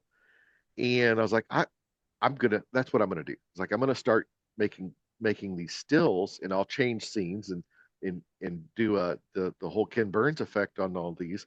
And that's what I'm gonna do. And I went through uh several iterations. I did a couple of manga, however the hell you pronounce it, because again, I'm not a weeb. I don't know how that goes, but That's some okay. They'll come like for us and anime. tell Yeah, us in the comments or something. yeah. And I did a couple, two or three of those, uh, with during like Vietnam and stuff. And then I made uh, I made a channel trailer, because I was on YouTube one time and was like, hey, one way to bring people to your channel is to create a short channel trailer that you can put up on your YouTube channel that people will see when they go to your profile, and that gives them kind of an idea of what you produce. And so I made kind of a compilation of some different things that happened in stories and on the website, and kind of, and what I did is I created these pictures, and then I did an AI face swap with Brandon Herrera's face. And because you can't generate at the time, especially, you couldn't generate an AI image of a real person and Yeah. make it at all believable. So I would generate the images, and then I would face swap the characters in the image, and use that. Well, I made this channel trailer, and the thing went nuts. Um, I started a TikTok channel and put it up, and I think I got like 30,000 views on this thing, and it went crazy. And then somebody found it on YouTube, and it went nuts. And I was like, man, this is the way. This is what I'm going to do. And so I changed the whole thing. I started doing, AI stills and face swapping them and everything. I did a Ranger School episode where Brandon goes to Ranger School, but he's a civilian. He's not even in the military, and somehow or another graduates with honors and does all kinds of ridiculous stuff. And that's how I decided on the way I do the videos and things. And I don't want to pretend that this stuff is at all believable. I mean, obviously, there's no Yeah. way that Brandon Herrera fought in the Revolutionary War or the War of 1812 or any of that stuff. It's just not possible. And I also have this thing where I won't go past like Vietnam. It's like anything. I don't want to go into like the GWAT era and stuff. There's not a. I mean, Vietnam veterans are my parents' age, right? Yeah. Those guys. There's not a whole lot of them, and it's so ridiculous and unbelievable that I don't really think that I would. I'm not trying to disrespect actual veterans. It's Yeah. just a It's it's just just the thing. It's part of the lore, and it's just a like a fun thing to do. And so I won't go into GWAT or Desert Storm or any of that stuff, because that's stuff that's too recent, right? I'm not yeah. I'm not going to do that. So, but there's a whole bunch of stuff in history that's before that happened that I can use as content for my website. Yep. So that's what I Couple hundred decided to years do. of Is it at just least. yeah, thousands. If you not if you go further back than like just people being in North America. So, Yeah. but and that's what I did is like I do whole series. I did a Vietnam series. I've done a Revolutionary War series. I did the War of 1812. Uh, doing World War One. I did all this a bunch of stories for World War One and finished them up. So I write the stories for the website, and then several weeks later, I come back and pick them up and make videos of them. So there's a little bit of a delay. People get to see the story, and then they get to see, hear about it later on the website. I produce one video a week, and one story a week that I release. I release the stories, the written stories on Saturday mornings, and I release the videos on Wednesday mornings. So, and that's been the thing. I've been doing it now. So I started June was when I started the YouTube channel, and I've been doing a story a week since then. I think and I try to stay working ahead because like you want to have a little buffer just in case like life gets in the way. I think I've got just finished episode 37 for the YouTube channel. So it's That's cool. yeah, and I'm trying to keep that. It's one of those things. It's like I know you can feel this. It's like you set deadlines for yourself, and then so you start stressing out because you're not going to meet that deadline, and Yep. it's completely arbitrary. I Oh don't yeah, have no, to produce them on that. that was actually me earlier this morning. Sitting there going, God damn it, I got this hard drive fixed. I got to get this up. This is supposed to be posted already. And then and then honestly, then something just kind of unhooked and went, why are you mad? Yeah. You're mad at yourself over circumstances beyond your control. It'll be okay. I'm like, Yeah. and I said to myself, I said, I already explained this to JD what happened. I'm sure he'll understand. Oh So yeah. you're not letting him down. You're letting yourself down. You said something about the episode dropping, and I'm sure your fans are going to be but they understand. Your fans will get it because, frankly, I'm going to be bitching about it on Monday. So, Yeah. like, But and be like, don't worry, guys. The take two is coming, and then, but it'll be yeah, it's okay. it's crazy. You develop I've got like 37, almost 3,800 people that follow that channel at this point, and it's gotten to the point where I've had it up long enough to have regulars. And so Yep. it's interesting that I mentioned the Discord, where nobody's allowed to self promote on that Discord. They've Yep. got their creators and stuff, and I've been really careful about not breaking that rule. But every now and then you'll get some noob who's never been around and hasn't been there and stuff, and they'll be like, "Oh God, have you seen this?" And they'll post some of my content, Yep. I'm and like, everybody's like, "Yeah, that's this JD guy. He makes all that stuff. He's here," and he's a they'll tag commie. me He in it. loves whiskey. Yeah, yeah, and so it's Got it's the little funny. I It's heart like, communism. yeah, and that's the thing is one of the mods made that role for me. There's two people on that Discord, two people who have a special role and a little icon and a little emoji next to their name is me, and I've got the little red heart with the hammer and sickle in it, and it says I love communism because I bought the shoes to raise money for autism awareness, and then the watch guy, Yep. and so yeah, so anybody who doesn't know, every podcast that Unsub does or any of those guys do, there is a dude who watches the episode and tries to guess what kind of watch each of the people in the episode are wearing, and it's And he's become a whole thing. disturbingly good at it. Yeah, he's really good. He's wrong sometimes. As a matter of fact, I was watching an Angry Cops episode, and he said something about it, and he waves his hands like for the watch guy, and he waves his arm. It's the only part of the entire video he's wearing a watch is when he That's waves funny. his arm in front of the camera. It's like there is no way that guy's going to guess what watch he's got. But yeah, there's two people that have a special role on that Discord server, and I'm one of them, and it's ridiculous. Yeah. Well, you're definitely a little special. Yeah, I am special. It's like it's one of those things I get fixated and I can't let something go, and it's just this is the thing. And there's a lot of people that get really mad about this. Um, there's people that think I'm being disrespectful. The funniest thing is people who get mad in the comments because Brandon's running for Congress. And like somehow or another this is going to be used against him. It's like, come on. Like, You yeah, really let's think, let's be real here. No, it's you know, not. nobody's going to think that he has nothing to do with this. It's like he doesn't it's I'm sure that he would really rather this stuff wasn't being created. I mean, every time anybody does anything and brings this stuff up, his first reaction to them is like, "Fuck off." That's the very first thing out of his mouth anytime somebody gives him stuff. Yes, so he plays along because he's good natured. I mean, I don't know the guy personally, but he seems like a cool guy. He seems like Yep. he's pretty down to earth, and he goes along with it because the fans like it.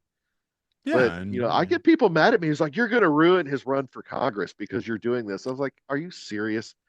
yeah, Nobody in their right mind, except for maybe that idiot Tony Gonzalez, would think that he actually has anything to do with this. yeah. And Tony's his own little special boy. He's Yeah, he's something. yeah, his So interns are well, without going into that hole, yeah, I'll go down that rabbit hole. without going down But that rabbit hole, but whoever runs his social media account really I don't know doesn't. that. Yeah. I don't know who's in charge of that, but honestly, they ought to be fired. And if he's doing it himself, you know what? He deserves what he gets for it because I mean, empty platitudes and endorsements from people who either don't matter or who didn't actually endorse them, and they're all boilerplate the same thing. It's like Yeah, I'm it's endorsed by X person, and it's like, oh, so nobody cares. and nobody endorsed by the Uvalde Police Department. Oh, there's a Yeah. ringing Oh yeah, endorsement. they're great. Everybody wants to do what they think is right. So yeah, it's I don't know. Yeah, it is what it is, but yeah, that chuckle fuck. He's yeah, I'm sure Brandon's not super concerned about it. I mean, No, no, and I honestly think that he's going to have a landslide victory this time around. Um, yeah, I mean, I mean, all things point to it. So yeah, and he it was he's so close last time. I mean, yeah, I mean less than 1%, right? And yeah, he actually knows what he's doing this time around, and so he just kind of I don't want to say he half-assed it last time because I don't think that was his intention. I just think that he had no idea what he was getting into because nobody does. It's like yeah, he just put his name in the hat because he thought that it was the right thing to do, yeah. and He he decided, almost won. yeah, and yeah, I mean, consider what they had to do to make it a case of almost. I Oh mean, yeah, what did they yeah, spend like $13 million to try to get him yeah, to beat him? $13 million. Yeah, I mean, a 13 to $1 ratio. I think he said it was, or like Yeah, it was eleven ridiculous the dollars, amount. 11 to 1, something like that. I mean, Yeah, it just was it was a lot. ridiculous amount of money. It was what it was. A lot of people didn't, you know, old people that get their traditional media, and they Well, I mean, they were well, running I saw a on the smear news that this campaign. young fella here Oh, heard you he don't oh like that veterans. he hates veterans. That's I mean, okay, all of his friends are veterans pretty much. And and they raise all kinds of money, hundreds of thousands of dollars every year for veterans, charities. Yeah, he Yeah, totally he totally hates veterans. That's yeah, without a ridiculous. doubt, he's very, very, very much a like, yeah, no, bad veterans. Yeah. Yeah, and you could, not that I want to draw any attention to it, but like that there are people that absolutely hate him and everything he stands for. I mean, if you look up his Wikipedia page, they put in all kinds of stuff like he's some sort of neo-Nazi and Oh everything. It's yeah, like no, and I I can't think. I mean, I get the feeling. I'm usually a pretty good judge of character on and stuff, and there's no way somebody could be that fake for that long. yeah, no, you People can't. slip up. That They stuff's you can't can't sustain fake that, that. It's right? And he's not a bigot. And yeah, he's edgy, but he doesn't hate people because of their color or their religion or their background or anything. It's like you see the people he surrounds himself with. He's got all kinds of people that of all, all walks of life. Like you can't be, friends with that many people and be an asshole. Yeah, It's it like doesn't it's just it not doesn't possible. work. So yeah, I don't know.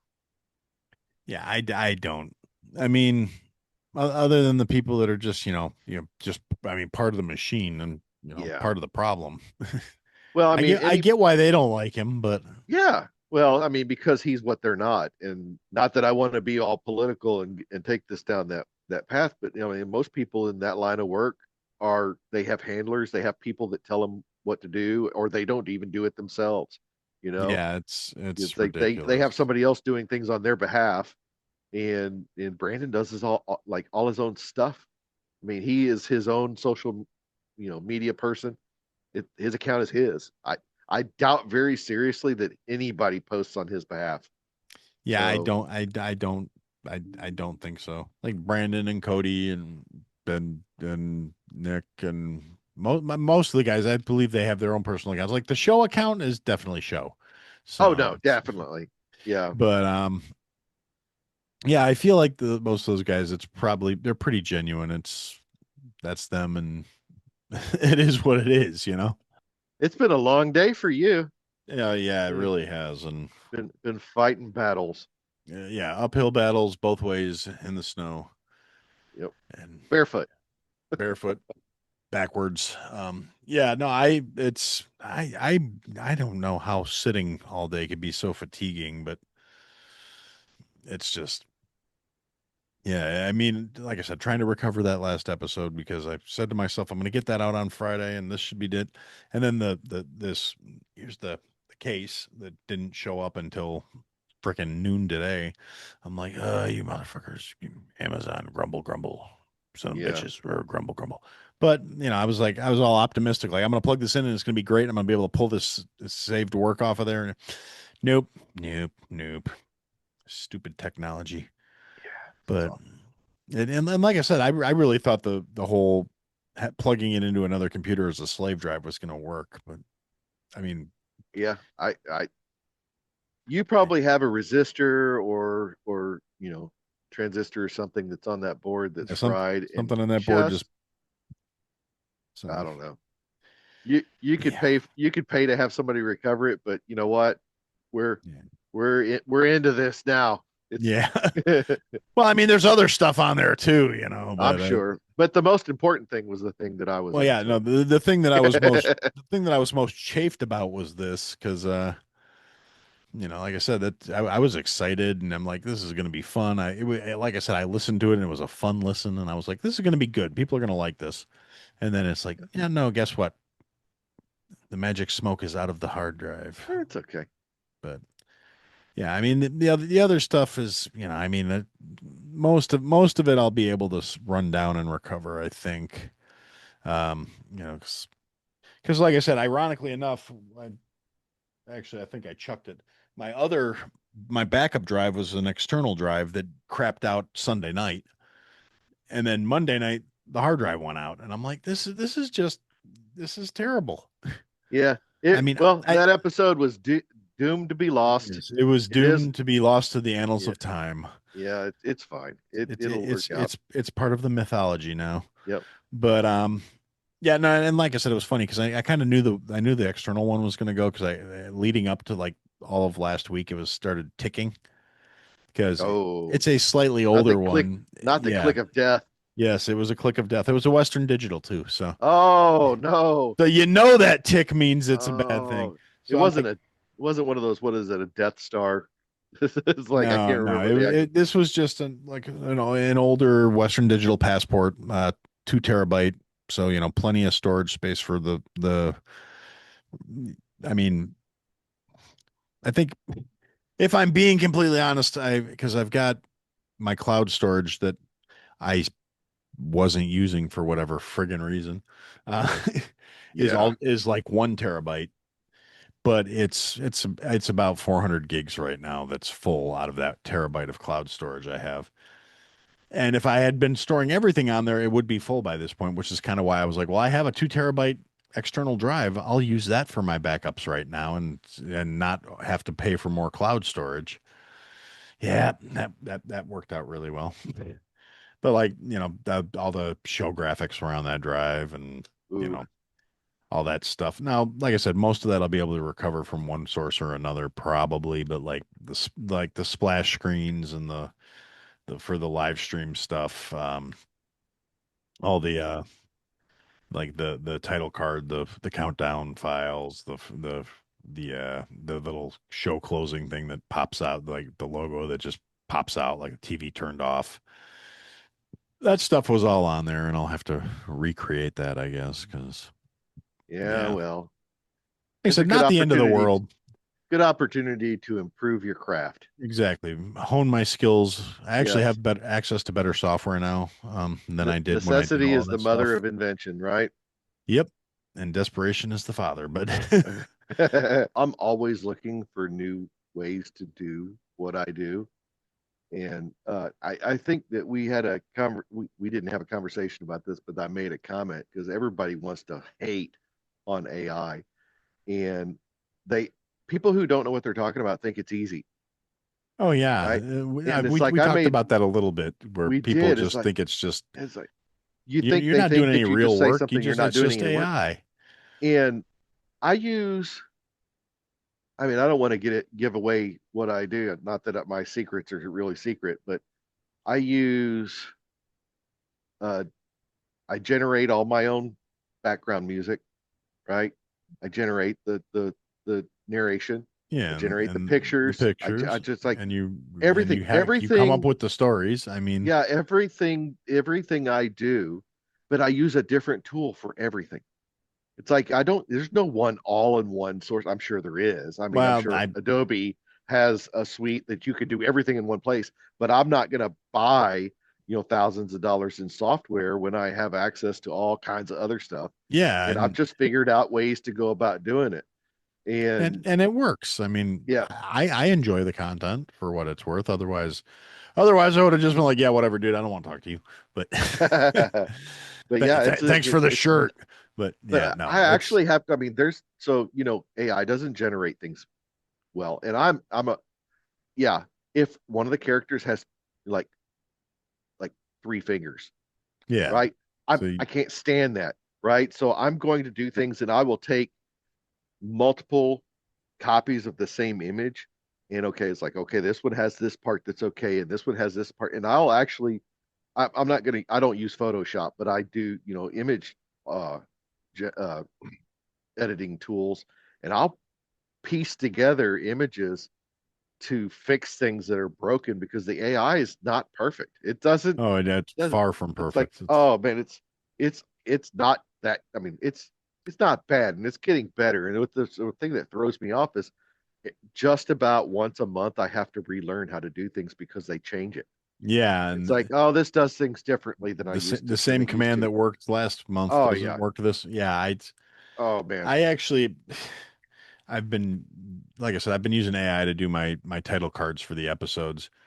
And the amount of work I had, like a couple episodes ago, I did a thing where talking about when Trump called Tim Walz a retard, and Hmm. I couldn't help myself. I had to make that the show card, and it took me probably 45 minutes to get something that I wasn't thrilled with, but was close enough to what I wanted. And it was like I had to keep elaborating and say, no, I want you to keep everything else the same, but change this and this and this. Like that does not look like Tim Walls. That looks like some random old guy. It needs to be a little more accurate so people at least know who we're talking about. It can't just be some fat white guy. It has to be a Yep. more specific fat white guy. And tweaking and changing and tweaking and changing. And the biggest part was I decided to put Tim Walls in a helmet and crying because Oh yeah. Trump called him a retard. Yep. So I wanted him to have the retard helmet, and it kept putting him in construction helmets. Like Yeah. I was that was the hardest part for me to fix, was to get a helmet that didn't look like a construction helmet. And I finally figured it out because I had a moment and I went, this needs to be a hockey helmet. That's the closest thing to the big white stereotypical helmet that we're all thinking of. That because I tried saying motorcycle helmet and just put a full face motorcycle helmet on the guy, and I'm like, that doesn't Hmm. work. Now you can't tell who it's supposed to be. It's just some guy in a motorcycle helmet. And then I was like, okay, let's tweak it a little bit more, tweak it a little bit more. That'll work because an AI generated hockey helmet actually does kind of look like the white helmet that everybody thinks of when you say this kid wears a helmet on the bus. So, Yeah. Yeah. It's I mean, it's kind of mean, I know, but it tied into the theme of the thing. So, well, I will volunteer my services to the betterment of your to the betterment of your podcast if you need any help with something because well, I'm starting to get good at this, I stuff. have a So very specific skill set. yes, that's right. And doing stupid things. Yep. That's right in Well, my wheelhouse. as I say, doing things for shits and giggles that came out. So I was gonna say I have a skill set of talking, but apparently I don't. Yeah. Um, But although, yeah, it's like as long as this stuff keeps it amusing me, I'll keep doing it because it's like I don't know how many times I've sat and I'm playing back one of my videos or reading one of the stories, and it's like I just sit and giggle like a little kid. what's that? Sorry. Your wife's like, smell this. Okay.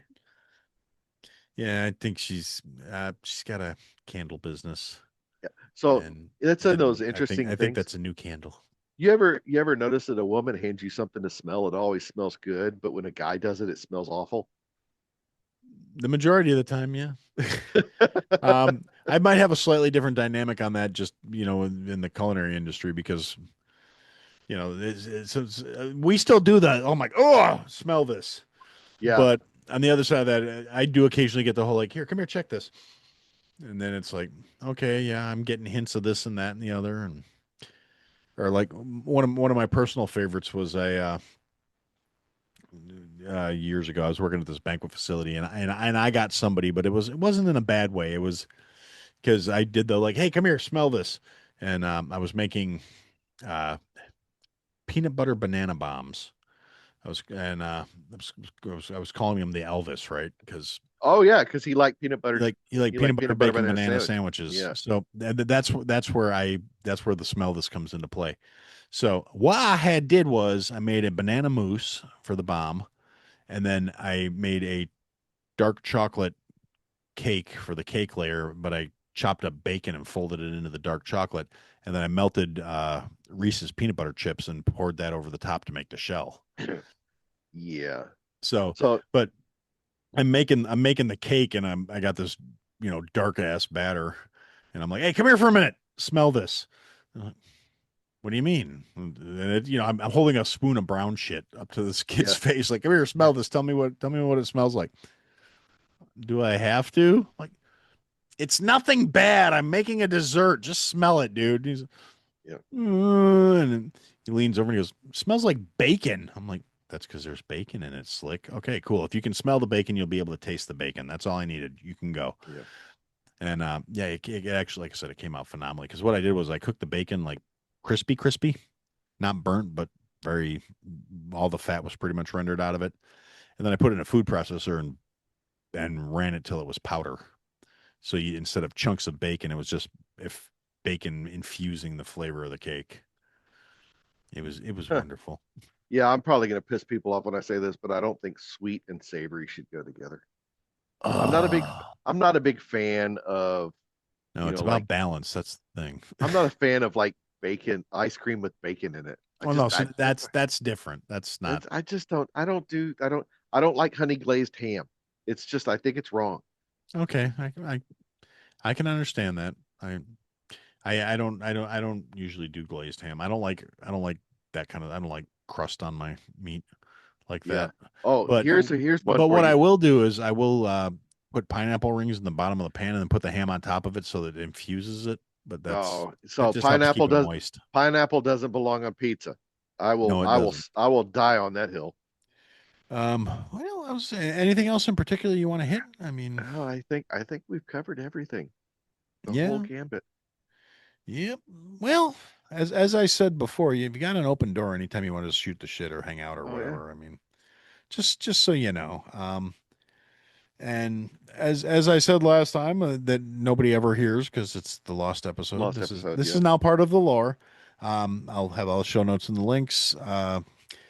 It's forcevalor.com, Forced Valor Radio on YouTube, JD the Bot Guy on X. Yep. All over the place. And We like I said, all the links will be in the notes. we got Facebook, Instagram, TikTok, all that. So it's not hard to find. So Excellent. And you start out with a website, you can find everything there. yeah, that's what I always say. That's why I got a website, so I don't have to tell you how to find everything else. Right. But that's just me though. I'm a grump. All right. Well, I guess thanks for sitting down with me to redo this and Yeah. this one actually, yeah, you're right. I think we went a little less time this one, a little more coherent, a little less bourbon. Yeah, for sure. And I hope I wasn't too tedious in my ramblings. Nope. Yeah, I I think there was a mean, lot less of it this time. well, I mean, I do have one thing that I could put up here, and it's kind of a teaser because we're at December 12th time of recording. I do have so I put out my episodes on the YouTube channel on Wednesdays, and it just so happens that uh, Christmas Eve is a Wednesday this year. So I hmm, have I have a special Christmas episode coming out on Christmas Eve. I'm not gonna say not what gonna it spoil is. it. Not gonna spoil it, but I do have a special episode coming out for So Christmas. I And think I might have a guess, so it's gonna be yep, interesting to see if I'm right. So yep. So we it was a a suggestion from a fan. So I do take those. I take fan suggestions. We have a place on the website where people can do that. submit your So Brandon Herrera's Valor yep, suggestions. and there's been a couple of them. So I do read them all. A lot of times people will post an entire story. It's like, no, I don't want a story. I want a story idea. I want Uh, bullet points. yeah, just give me the high points and I'll fill in the gaps. But yeah, All it's right, cool. Well, I'm looking forward to it, so that'll be cool. And all right, groovy. I guess we'll put a pin in this one and say that's what we had to say. yeah.